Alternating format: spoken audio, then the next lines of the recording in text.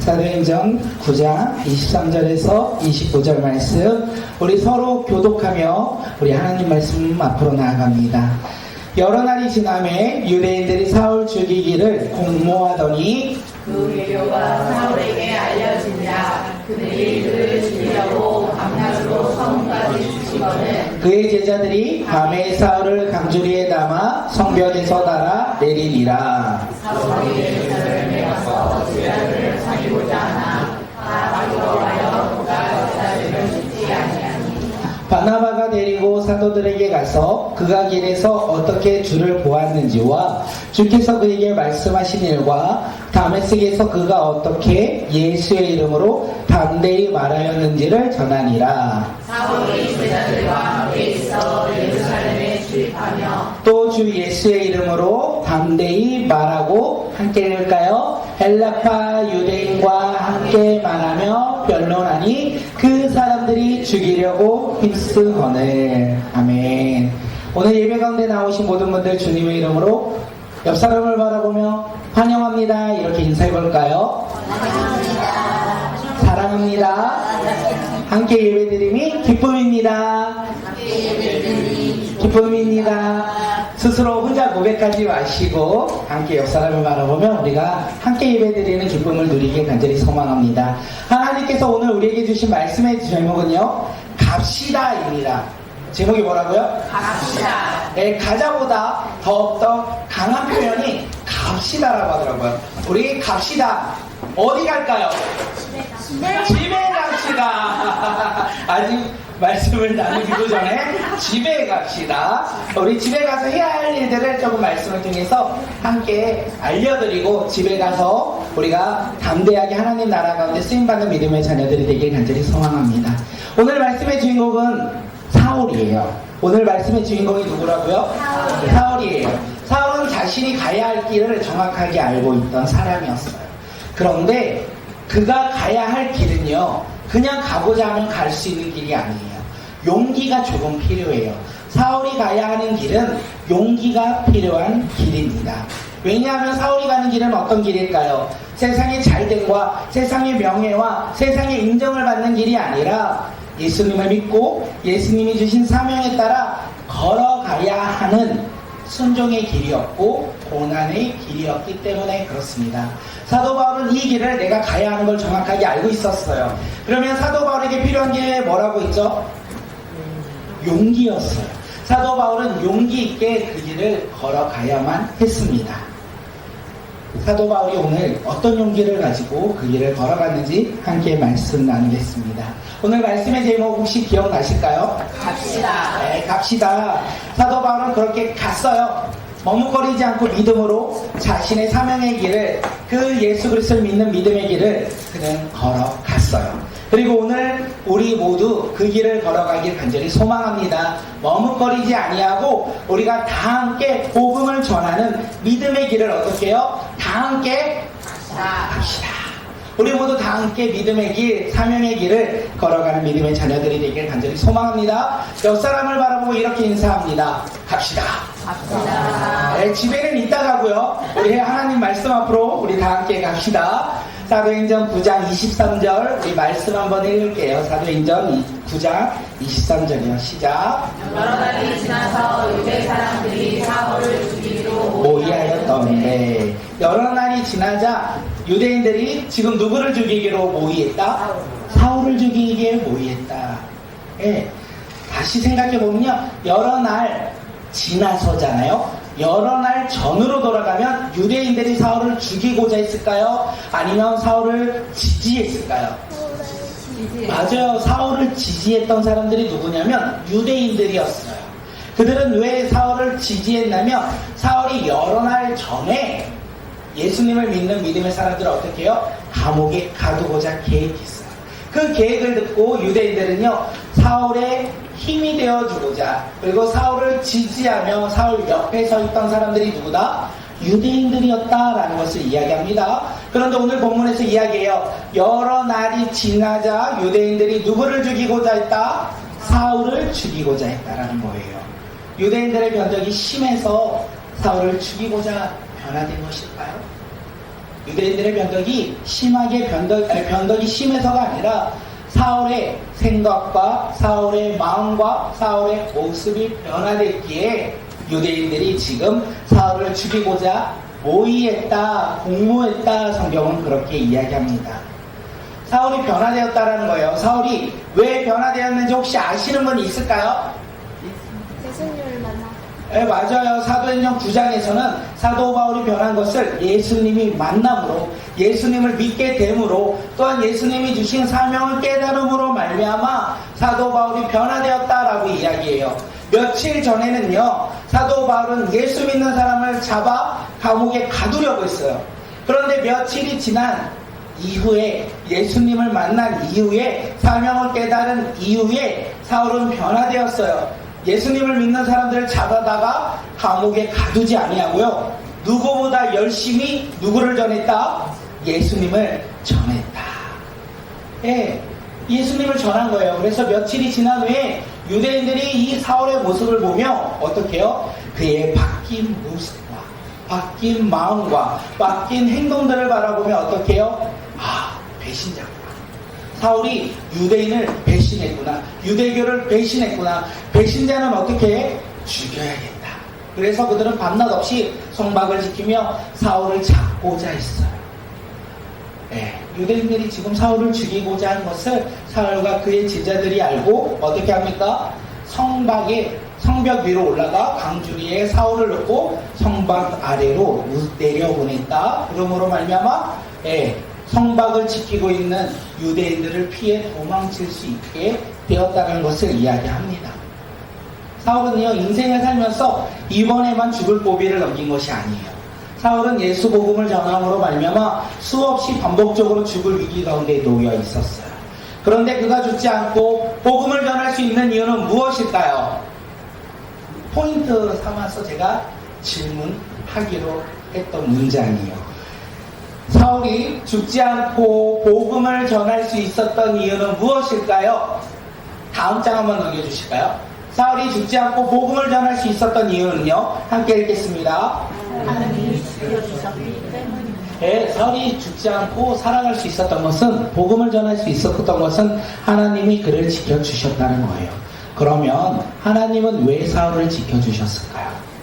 사울이 특별한 사람이라서, 사울에게 특별한 능력이 있어서 하나님이 사울을 지켜주셨을까요? 우리는 그것이 아니라는 것을 너무나 잘 알고 있어요. 하나님이 사울을 지켜주신 이유는요, 우리 다음 장 함께 읽겠습니다. 시작. 사울이 감당해야 할 사명이 있었기 때문에 하나님이 사울을 지키시고 보호하시고 인도하셨습니다. 사울이 감당해야 할 사명이 있었기 때문에 하나님이 사울을 지키시고 보호하시고 인도해 주셨다는 거예요. 사울이 감당해야 할 사명이 없었다면 그는 죽음의 위기 가운데 어쩌면 죽을 수도 있었던 것을 우리는 알 수 있어요. 하나님이 사울을 지켜주신 이유는요, 그가 감당해야 할 사명이 아직까지 이 땅 가운데 있었기에 하나님은 사울을 지키시고 보호하시고 인도해 주셨다는 것을 이야기합니다. 아프리카의 위대한 선교사, 아프리카를 향하여 위대한 선교사 리빙스턴이 이렇게도 이야기합니다. 우리 다음 장 한번 넘겨주세요. 네, 우리 함께 읽겠습니다. 시작. 사람은 자신의 사명을 다하기까지 결코 죽지 않는다. 네, 사람은 자기의 사명을 다하기까지 결코 죽지 않는다. 그렇기에 사도 바울이요, 죽지 않았다라는 거예요. 언제까지요? 그 사명을 다할 때까지요. 예, 오늘 우리도 동일한 거 아니겠습니까? 우리도 예수 그리스도를 믿음으로 말미암아 하나님의 자녀가 되었습니다. 이제 이전과 동일한 모습으로 우리는 살아갈 수 없는 사람이 된 거예요. 예수님을 만나 예수님을 믿고 살아가는 우리는요, 예수님을 알지 못했던 그때의 모습과 생각대로 살아갈 수가 없어요. 그때는요, 아마 세상의 성공과 행복을 쫓아 살아갔던 삶이 우리의 모습이 아니할까 생각되어집니다. 사울도요, 자신의 생각대로, 자기가 기대하는 대로 유대교에 있어서 그 유대교를 바라보며 열심히 생활했던, 믿음의 생활을 했던 사람이 사울이었어요. 그런데 그가 예수 그리스도를 만남으로 말미암아 하나님 나라의 소망을 품기 시작했고, 복음을 전하기 위해 살아가는 삶으로 변화되었다는 것을 우리에게 이야기합니다. 그리고 그가 복음을 전하는 삶을 다 할 때까지, 그 사명을 다 감당할 때까지 하나님이 그를 지키시고 보호하시고 인도해 주셨다는 것을 성경은 우리에게 이야기하는 거예요. 그렇게 오늘 우리는요, 사명을 감당하는 믿음의 자녀들이 되길 간절히 소망합니다. 우리가 예수 그리스도를 믿음으로 말미암아 오늘을 살아갈 때 우리가 머뭇거리며 살아가는 사람들이 아니라 오늘 말씀의 제목이 무엇일까요? 갑시다. 믿음의 길을 갑시다. 그렇게 우리가 걸어가는 주의 자녀들이 되길 간절히 소망합니다. 예수님을 만나 예수님이 주신 사명에 그 믿음의 길을 끝까지 그 길을 걸어가는 믿음의 자녀들이 오늘 우리 모두가 되길 간절히 소망합니다. 이 시간 옆 사람을 바라보며 이렇게 응원했으면 좋겠어요. 주님이 주신 믿음의 길을 갑시다. 저만 가면 외롭고 쓸쓸하니까 우리 함께 주님이 주신 믿음의 길을 다 함께 걸어가는 주의 자녀들이 되길 간절히 소망합니다. 우리 사도행전 9장 26절 우리 말씀 한번 읽겠습니다. 다음 장요. 우리 함께 읽을게요. 시작. 사울이 예루살렘에 이르러서 거기에 있는 제자들과 어울리려고 하였으나 그들은 사울이 제자라는 사실을 믿을 수가 없어서 모두를 그를 두려워하였다. 사울이 지금 예루살렘으로 올라왔습니다. 다시요. 사울이요 예루살렘으로 올라왔다는 것은 그가 예루살렘에 있다가 예루살렘을 떠났어요. 어디로 떠났을까요? 다메섹으로 떠났어요. 왜 떠났을까요? 예수님을 믿는 믿음의 사람들이 다메섹에 살고 있다는 것을 듣고 그들을 감옥으로 잡아오고자 예루살렘을 떠나 다메섹으로 갔다는 거예요. 그런데 다메섹으로 가는 길에 예수님을 만났습니다. 우리 다음 세대 아이들의 삶 가운데 다메섹이 꼭 있었으면 좋겠어요. 예수님을 만나 예수님이 주시는 사명을 깨닫는 놀라운 일들이 일어나길 간절히 소망합니다. 그러면 그들이 다시 돌아갈 거예요. 어디로 돌아가냐? 사울은 예루살렘으로 다시 돌아갔다라는 거예요. 다시 예루살렘으로 돌아가 무엇을 합니까? 자신이 만난 예수님, 내가 전한 복음을 예수님의 제자들과 예수님의 사도들과 함께 나누고자 예루살렘으로 다시 올라갔다는 것을 이야기합니다. 그런데 문제는 무엇입니까? 예루살렘에 살고 있던 이 사도들과 제자들이요, 사울을 너무나 잘 알고 있었어요. 사울을 너무나 잘 알고 있으니까 오늘 본문에서 뭐라고 하냐면 사울을 두려워하였다. 이렇게 성경을 이야기해요. 교제하고 싶은 마음이 없다라는 거예요. 함께 복음을 나누고 싶지 않다라는 거예요. 왜냐하면 사울이 누구인지 그들이 정확하게 알 수 있었기에 사울이 내가 예수 만나 복음을 전하였고 난 믿음의 사람으로 변화되었어. 이렇게 말했는데 어떻게 해요? 아니, 너는 그런 사람이 아니었잖아. 너 혹시 그렇게 말하면서 우리에게 와가지고 또다시 우리를 잡아가려고, 우리를 핍박하려고 그렇게 행동하는 거 아니야? 그렇기 때문에 지금 이 사울의 변화를요, 초대교회 제자들은 믿지 못하였다라는 것을 이야기합니다. 이때 놀라운 일이 일어나죠. 이렇게 사울이 예루살렘에서 어려움을 겪을 때 주님은요, 한 사람을 예비하셨어요. 그 사람이 누구냐? 사도행전 9장 27절입니다. 우리 말씀 함께 읽도록 하겠습니다. 시작. 바나바가 데리고 사도들에게 가서 그가 뒤에서 어떻게 주를 모았는지와 주께서 그에게 말씀하신 일과 다메섹에서 그가 어떻게 예수의 이름으로 담대히 말하였는지를 전하니라. 주님은 사울을 위해 한 사람을 예비했는데 그의 이름은 바나바, 위로의 사람 바나바였습니다. 그는 초대교회의 리더였어요. 그리고 5장에서 보면 자신의 토지를 팔아서 어디에요? 초대교회들인 성령과 믿음이 충만한 사람이 바로 바나바였는데 그 바나바를 준비하셨다는 거예요. 이 바나바가 사울을 인하여 두려움 가운데 있는 이 예루살렘에 있는 사도들과 제자들에게 가서 예수님이 사울에게 행하신 일과 사울이 복음을 전하는 일을 변했어요. 이야기했어요. 소개해 주었어요. 그러므로 말미암아 예루살렘에 있던 이 제자들이요, 더 이상 두려워하지 아니하고 이 사울을 제자로 맞이하였다. 이 믿음의 사람으로 성도로서 그들이 맞이해 주었다라는 것을 성경은 이야기합니다.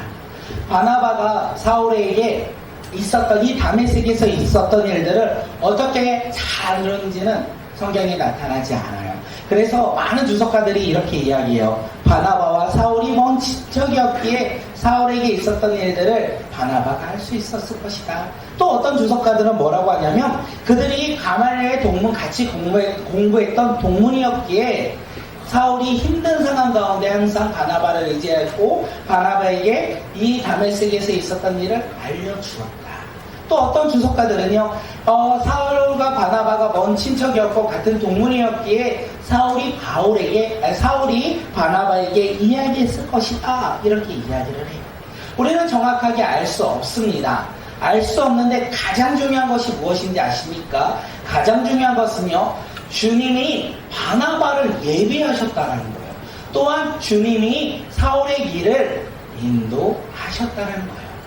어떻게 알고 어떻게 그 길을 이야기했는지가 중요한 것이 아니라 주님이 바나바를 예비하셨고 주님이 사울의 길을 인도해 주셨다는 거예요.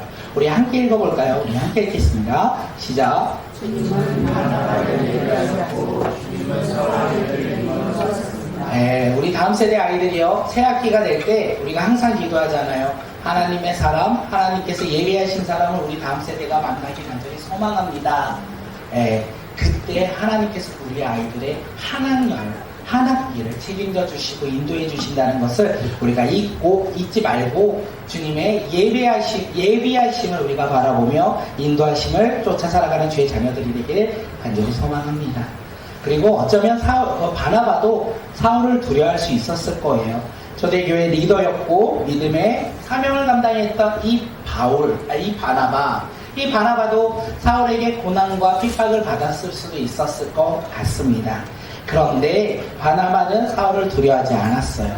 사울을 위해 어떻게 해요? 예루살렘의 제자들에게가 머뭇거리지 아니하고 오늘 말씀의 제목처럼 어떻게 해요? 가서 사울을 소개해 주었다는 것을 이야기합니다. 그렇게 오늘 이 본문을 우리 삶에도 적용하면 너무나 좋을 것 같습니다. 제목이 뭐죠? 오늘 말씀의 제목이 뭐죠? 네, 어디로 가시겠습니까? 아까 수영이가 어디로 가자고 했죠? 집으로 갑니다. 우리 집으로 뿐만 아니라 우리의 삶의 터전으로도 가는 믿음의 자녀들이 되길 간절히 소망합니다. 예수 믿지 않는 그곳으로 우리가 담대히 복음을 전하고자 가서 우리가 주님의 나라 가운데 쓰임받는 믿음의 자녀들이 되길 간절히 소망합니다. 비록 두려울지라도, 비록 걱정이 있을지라도 어떻게 해요? 주님의 사명 붙잡고 우리가 그 사명을 감당하는, 담대하게 거침없이 복음을 증거하며 살아가는 믿음의 자녀들이 오늘 이 시간 우리 모두가 되길 간절히 소망합니다. 우리 이 시간 결단이 있으면 좋겠어요. 어떻게 해요? 우리 함께 고백합니다. 시작. 복음을 전하러 갑시다. 이제 우리 복음을 전하러 가는 믿음의 자녀들이 되길 간절히 소망합니다. 한 주 동안 복음을 전하러 우리가 파송하며 그 길 가운데 주의 나라 가운데 쓰임받는 믿음의 자녀들이 우리 모두가 되길 간절히 소망합니다. 사울은요, 바나바의 도움으로 말미암아 예루살렘 제자들과 어떻게 해요? 오해를 풀었어요. 그리고 그들을 만나 교제를 했습니다. 교제를 한 이후에 오늘 본문에서 뭐라고 하냐면 헬라파 유대인들에게 복음을 전하였다. 성경은 이렇게 이야기합니다. 우리 9장 29절 말씀 함께 읽겠습니다.